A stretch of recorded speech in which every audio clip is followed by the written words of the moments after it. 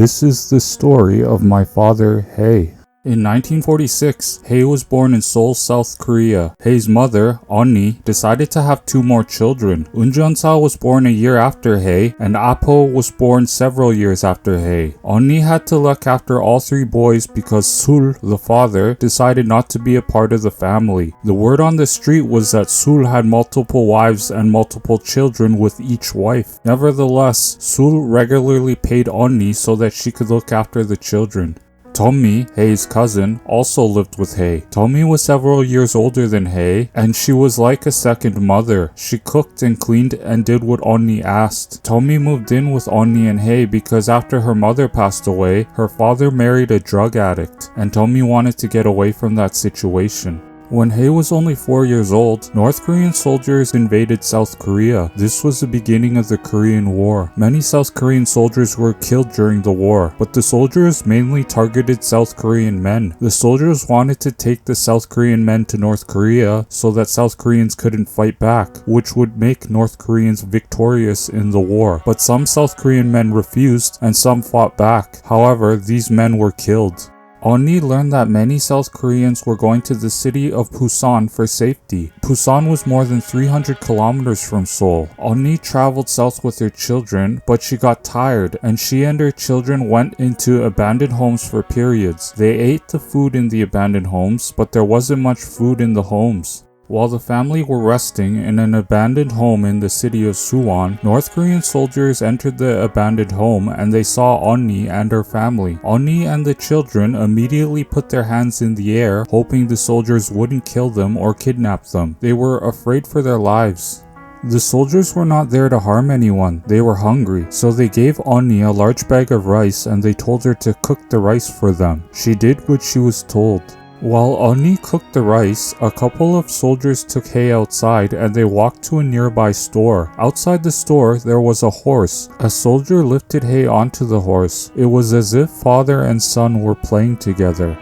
After Onni fed the small group of soldiers, one of the soldiers gave Onni a large bag of rice for her to eat, and two soldiers decided to show their appreciation by giving Onni their new pair of shoes. Onni learned that some North Korean soldiers were kind and respectful.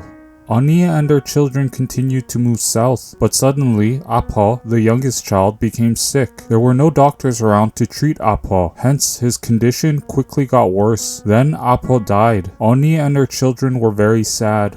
Onni and the children never made it to Busan, but they did travel to Daejeon, which is a city that's somewhat in between Seoul and Busan. Because there wasn't much food at that point, Onni decided to travel back to Seoul. Her uncle had a farm in Seoul and she knew she could get some rice from him. She decided to travel alone because she was afraid that if they traveled together, they would all get kidnapped by North Korean soldiers. Hae, Unjeonsa, and Tommy were sad to see Onni leave. They didn't know whether she would make it back. Likewise, Onni didn't know whether her children would still be in Daejeon by the time she got back.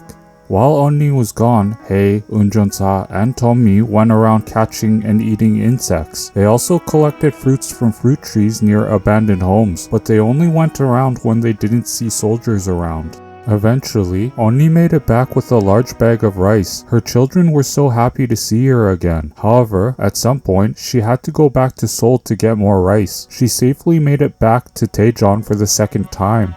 When the war ended, the South Koreans went back home, but many of them didn't have any food. So, Onni regularly cooked lots of rice and she gave it to the hungry people. They were thankful that they had something to eat. When Hae was in his early 20s, Hae had to do military service. It's mandatory for all South Korean men to do military service for a short period.